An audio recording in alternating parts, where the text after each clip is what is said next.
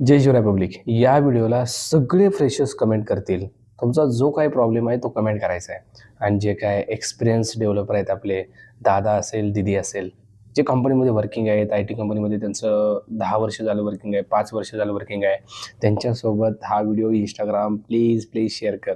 आणि फ्रेशर्स, तुमचा जो पण काय प्रॉब्लेम असेल, कम्युनिकेशनपासून मित्रांनो जॉब लागेपर्यंत, कोणती फील्ड चूज करू, BCA करू का, BCS करू का, परत IT मध्ये जॉब घेण्यासाठी काय काय स्टेप्स करावे लागतील, व्हॉटएव्हर तुमच्या मनात जो क्वेश्चन आहे तो कमेंट सेक्शनमध्ये आला पाहिजे.